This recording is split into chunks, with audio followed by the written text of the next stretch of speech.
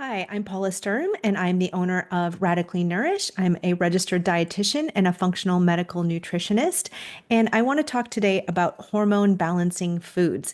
And hormones are a big topic right now, and it's on everybody's mind and everybody's interest. And so I want to talk a little bit about how you can use your diet to help with your hormones. And it's important to realize that all hormones kind of play together. And once you toggle one, you're going to impact all the other ones. And we're not just talking about estrogen and progesterone and testosterone. We're also talking about cortisol and insulin and thyroid hormones. And all of them are a complex and play a role with each other. So I want to talk about the interconnectedness, like I just did. I want to also talk about some foods that can help benefit and why they're beneficial, and some different examples as well, and go through each of those different hormones, or the main hormones anyway. There's a couple in here that I don't talk about, but the main ones that we're all concerned about, and talk about ways to support them. So, like I mentioned, all of those hormones are really intricately connected, and they form a delicate feedback system. Like I said, if you toggle one in one way, it's going to impact another. And so you really want to make sure you're taking the entire endocrine system into consideration when we're looking at balancing these hormones. Or if we're looking at one, we want to make sure we're taking all of them into consideration. So let's talk about some foods and their benefits. So we want to make sure we're including in our diet healthy fats, and these help support hormone production. If we aren't eating enough fat in our diet or have enough fat, we will not be able to make enough hormones in general. So we want to make sure we're eating healthy fats, and those things can include avocados, olive oil, nuts and seeds, fatty fish like salmon. And when you have enough healthy fats in your diet, then you have the building blocks to be able to make hormones. Then we want to make sure we're getting enough cruciferous vegetables, and I'll explain what those are in a minute, but we want to make sure we're getting these daily if we can, because these help support estrogen metabolism. When we make hormones, we want to be able to metabolize them and get rid of them. We don't want them lingering around once they've done their job. Estrogen excess in our body can create issues. So, cruciferous vegetables are a family of vegetables, and they include things like broccoli and kale and cauliflower and Brussels sprouts and cabbage, and there's some other ones as well.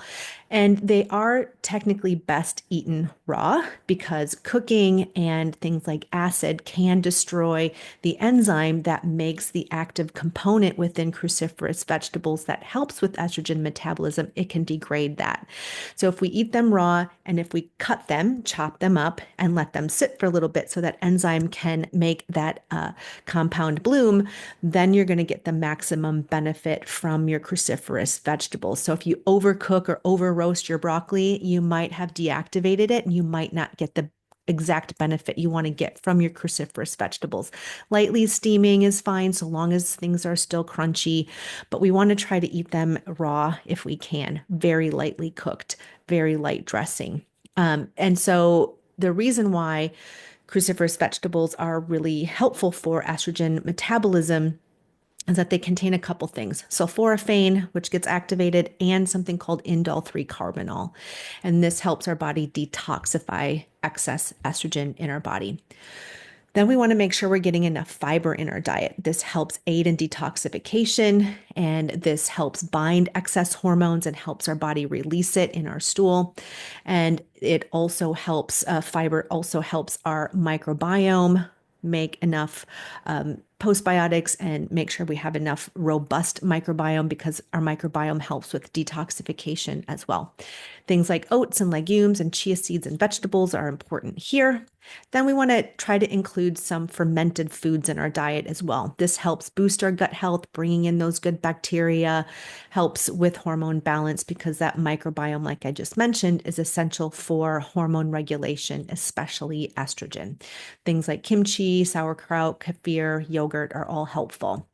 And then oftentimes we are riddled with stress. Stress is so common in our society now. So oftentimes including something like an adaptogenic herb can be really helpful to help manage stress, and cortisol levels, which is your stress hormone. So things like ashwagandha, maca root, holy basil, eleuthero, ginseng, some of these things come in teas that can be really helpful just to help manage that stress hormone. And oftentimes when somebody has a lot of chronic stress and their cortisol is either too high or too low, it's going to start playing a negative role on your other hormones.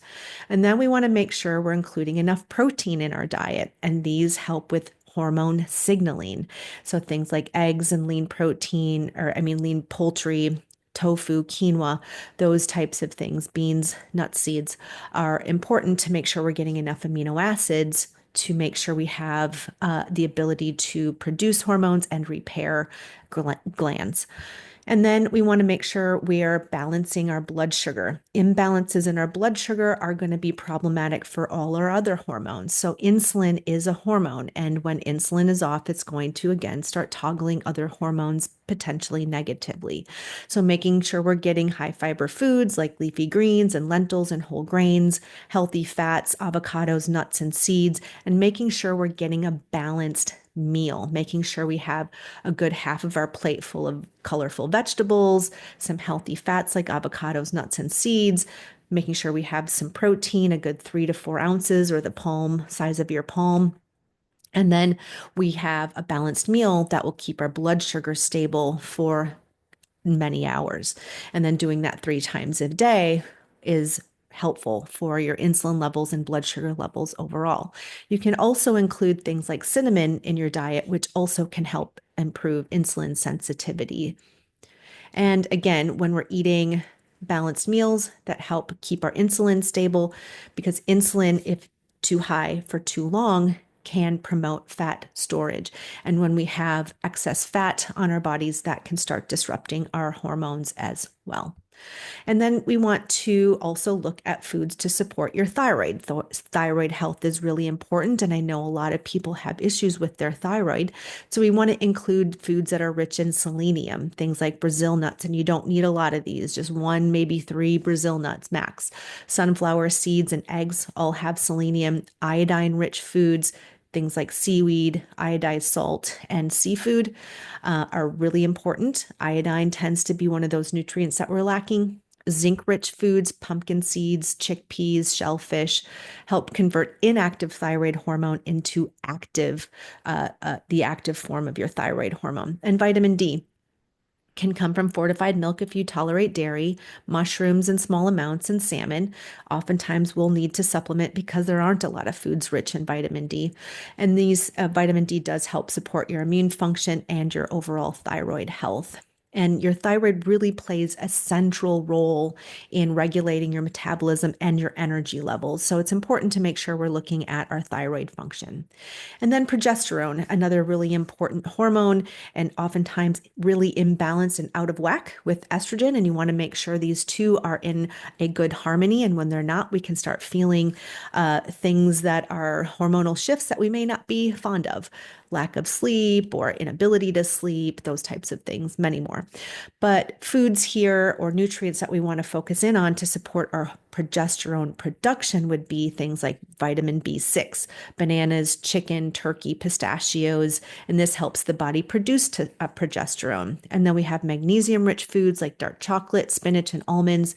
This supports adrenal health and helps reduce stress and indirectly boost progesterone. And then omega-3 foods, things like salmon, chia seeds, and walnuts reduce inflammation and promote hormone synthesis.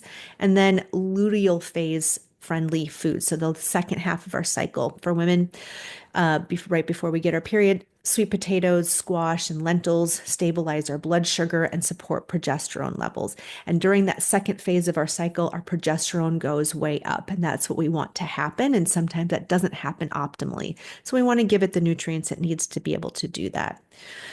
Progesterone really is a critical hormone for reproductive health. So if you're looking to have a baby or fertility reasons, mood, and sleep, progesterone is really important for that. So these foods can help optimize that. All right, so here are some simple ways to work these foods into your diet. You can add avocado slices to your morning toast or a salad. You can include a serving of fermented foods in any dish as a side dish, and you don't need a ton, just a tablespoon. Make a smoothie with spinach, flax seeds, and a dash of maca powder. Snack on a handful of almonds or walnuts throughout the day. Try turmeric in a latte. Turmeric is anti-inflammatory. And for insulin balance, you can start your day with a fiber-rich breakfast like a chia seed pudding with berries. Maybe add a little protein powder to that to get more protein. Add cinnamon to your coffee or oatmeal for excellent or extra insulin support. And then for your thyroid health, incorporate seafood like salmon and seaweed snacks into your meals. Snack on a couple Brazil nuts for selenium. And for progesterone, include sweet potato and roasted squash as part of dinner. Snack on dark chocolate, small amounts, not a lot, just a little, and almonds for magnesium and mood boosting benefits. So, just a couple takeaways here. A diet rich in whole nutrient dense foods is important and can help balance your hormones through your diet. You want to focus in on that balance, like I mentioned, protein, healthy fats, fiber, lots of color in each of your meals. And you want to make sure to manage stress properly as best as we can. That stress management and managing our cortisol levels really important because that cortisol can deplete progesterone and disrupt insulin levels and thyroid function. So really important to keep that in mind. I hope you found it useful and let me know if you have any questions.